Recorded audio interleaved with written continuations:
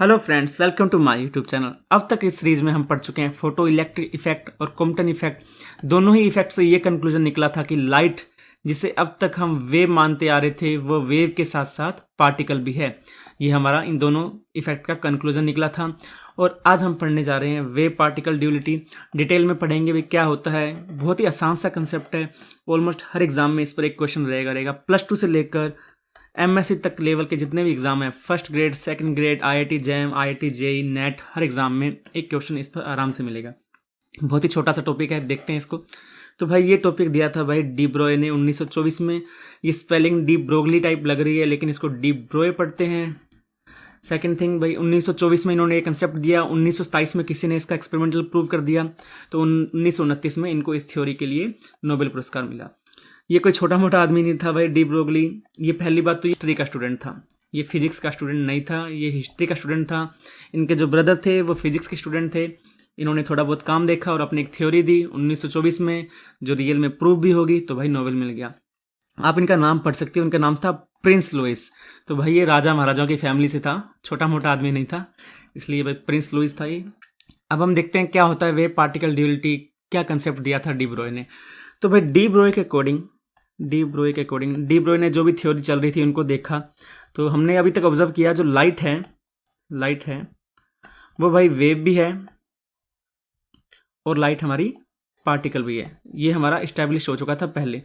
तो भाई D Broglie ने जब इसको देखा तो उसने कहा कि जो हमारा मैटर है, मैटर मतलब जिसको आप हिंदी में पदार्थ बोलते हैं, जो हमारा पदार्थ है, तो भाई वो दो नेचर क्यों नहीं रख सकता। जब लाइट वेव और पार्टिकल दोनों हो सकती है, तो हमारा पदार्थ वेव पार्टिकल क्यों नहीं हो सकता। उससे पहले ही माना जाता था कि जो पदार्थ है वो सिर्फ पार्टिकल है। सपोज आप हो, मैं हूँ, एक फुटबॉल है, वो सब क्या पार्टिकल हैं। तो इसने कहा नहीं, वो भी वेव हो सकता है। अब आप सपोज करो आप वेव हो या नहीं हो, तो भाई इसने कहा कि आप वेव हो, तो किसने नहीं माना। इसने 1924 में बोला, लेकिन 1927 में प्रूव हो गया भाई एक वेव भी है। उन्होंने इलेक्ट्रॉन के साथ एक्सपेरिमेंट किया था। तो इलेक्ट्रॉन हमारा एक पार्टिकल होता है, तो जो रिजल्ट आए वो वेव की टाइप रिजल्ट आए। तो वहाँ से प्रूव हो गया कि भाई हर एक चीज़ में ड्यूल नेचर पाया जाता है। जैसे लाइट में ड्यूल नेचर है, वैसे पदार्थ में भी ड्यूल नेचर है। पदार्थ भी वेव पार्टिकल दोनों की तरह बिहेव कर सकते हैं। इसने बोला सपोज हमारे पास कोई भी मास है, उस मास के साथ साथ एक वेव भी है जिसका वेवलेंथ होगा लैम्डा। मास होता है तो हमें पता है मोमेंटम निकाल सकते हैं, P = mv। तो उन्होंने बोल दिया कि हर एक मास के साथ साथ एक लैम्डा भी है, वेव नेचर है हर एक के साथ। वेव नेचर कम ज़्यादा हो सकता है, लेकिन वेव नेचर होगा। ये डी ब्रोए की स्टेटमेंट थी। अब एक बार देख लेते हैं इन्होंने थोड़ा सा क्या फॉर्मूला दिया था, क्या इन्होंने एक्सप्लेनेशन दी थी अपने। तो मैंने आपको अभी बताया कि जैसे जो भी हमारे पास, जब भी हमारे पास कोई मास होगा, उसके कोरस्पॉन्डिंग एक वेव होगी जिसका वेवलेंथ लैम्डा होगा। तो इसमें क्या है, इन्होंने कहाँ से आइडिया लिया। अगर लाइट है, लाइट के पास ड्यूल नेचर है, लाइट दोहरी प्रवृत्ति रख सकती है, तो हमारा पदार्थ भी ड्यूल नेचर रख सकता है। यहाँ से इन्होंने आइडिया लगाया था। और उन्होंने जो भी ये वेव निकलती है, किसी मास के कोरस्पॉन्डिंग जो वेव है, उसको नाम दे दिया मैटर वेव। कि पदार्थ की वेव है तो भाई मैटर पदार्थ की वेव रहेगी, वो उसका नाम दे दिया मैटर वेव्स। इसको हिंदी में बोलते हैं द्रव्य तरंग या तरंगे। ये भाई डी ब्रोए का कंसेप्ट था। ये इन्होंने हाइपोथेसिस किया था जो तब तक प्रूव नहीं था। अब हम देखते हैं डी ब्रोए रिलेशन या डी ब्रोए संबंध क्या है। तो इन्होंने बोला जब भी हमारे पास कोई मास होगा, मास अगर मूवमेंट है तो उसके पास मोमेंटम होगा। मोमेंटम क्या होता है, P = mv। तो इन्होंने एक नया फॉर्मूला दे दिया, जब भी हमारे पास मास होगा, मोमेंटम होगा, तो उसके कोरस्पॉन्डिंग हम एक वेवलेंथ डिफाइन कर सकते हैं, जिसका फॉर्मूला इन्होंने दिया लैम्डा = h/p। जहां पर h क्या है, हमारा h है हमारे पास प्लांक कांस्टेंट, p है मोमेंटम, लैम्डा है वेवलेंथ। तो ये हमारे पास संबंध आ गया, लैम्डा और p में एक रिलेशन आ गया। इसके बेस्ड न्यूमेरिकल आते हैं, काफी इजी न्यूमेरिकल आते हैं। तो अब देखते हैं कि ये डी ब्रोए जो वेवलेंथ है, इसका यूज कहाँ करेंगे हम, कहाँ पर हम यूज करेंगे इसको। तो जैसा कि मैंने आपको बताया, यहाँ से इन्होंने ये प्रेडिक्ट किया कि जो भी मास होगा उसके कॉरस्पॉन्डिंग एक वेव होगी। जनरली जो पहले नहीं माना जाता था, लेकिन अब हमें पता लग गया। जैसे ही हम किसी का मास के कॉरस्पॉन्डिंग लैम्डा निकालेंगे, तो हम बता सकते हैं कि इसमें कितना वेव नेचर है। अगर लैम्डा की वैल्यू ज़्यादा आई तो हम क्या बोलेंगे, वेव नेचर ज़्यादा है। अगर लैम्डा की वैल्यू कम आई तो हम बोलेंगे पार्टिकल नेचर ज़्यादा है। तो भाई इसका यूज हम यहाँ कर सकते हैं। अब सपोज हम एक इंसान का एग्जांपल लेते हैं, ह्यूमन का। तो हमें पता है हमारा मास ज़्यादा है। फॉर्मूला क्या है हमारे पास, लैम्डा = h/p। h/p को आप लिख सकते हो h = mv। अब जब मास ज़्यादा होगा, सपोज हमारे केस में मास बहुत ज़्यादा है, तो लैम्डा की वैल्यू क्या हो जाएगी, कम हो जाएगी। तो हमारा वेव नेचर इसलिए दिखाई नहीं देता। हमारा वेव नेचर है, लेकिन हम नोटिस नहीं कर पाते हमारी आंखों से। अब अगर हमारा मास कम होगा तो लैम्डा की वैल्यू क्या हो जाएगी, h/mv। मास कम है तो लैम्डा ज़्यादा हो जाएगा।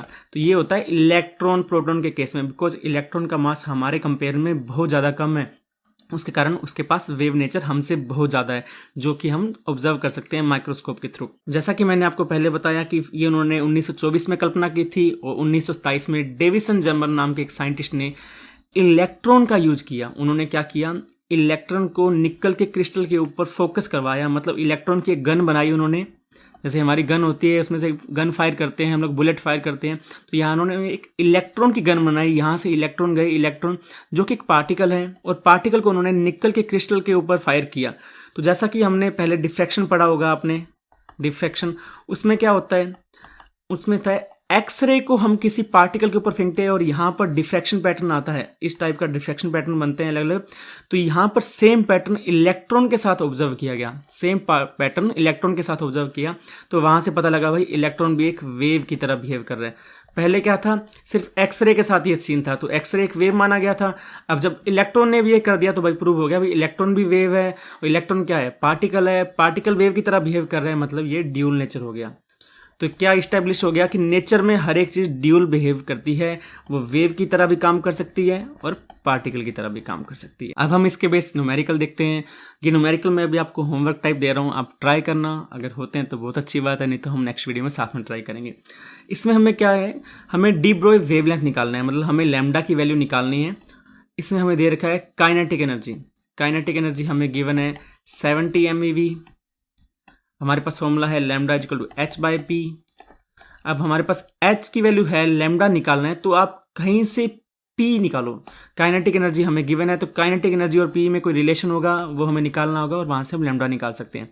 सेकंड केस के लिए हमें मास दे रखा है 100 ग्राम, वेलोसिटी हमें दे रखी है 900 मीटर पर सेकेंड। लैम्डा का फॉर्मूला होता है h is equal to h/p, तो h/mv। तो ये सब कुछ हमारे पास है, तो ये वाला क्वेश्चन तो इजीली हो जाएगा। इस पार्ट के लिए आपको मोमेंटम निकालना पड़ेगा, जो आप ट्राई करना, फिर देखते हैं नेक्स्ट वीडियो में। नेक्स्ट क्वेश्चन हमारे पास गिवन है, इसमें भी हमें डी ब्रोई वेवलेंथ निकालना है, लैम्डा की वैल्यू हमें निकालनी है। गिवन हमें क्या है, काइनेटिक एनर्जी हमें गिवन है। वापिस हमें देखना है कि lambda is equal to h/p। अब हमें काइनेटिक एनर्जी से कहीं से मोमेंटम निकालना है ताकि हम लैम्डा की वैल्यू निकाल पाएँ। बाद में सेम यही क्वेश्चन करना है एक्सरे के लिए, मतलब फिलहाल किसके लिए कर रहे हैं हम, इलेक्ट्रॉन के लिए। तो इलेक्ट्रॉन क्या है, पार्टिकल नेचर, वहाँ से लैम्डा की वैल्यू निकालेंगे। फिर हम क्या करेंगे, एक्सरे के लिए भी लैम्डा की वैल्यू निकालेंगे। तो ये आपके लिए 2 क्वेश्चन है, आप इनको ट्राई करना, फिर नेक्स्ट वीडियो में सॉल्यूशन देखते हैं इनका। Thank you so much.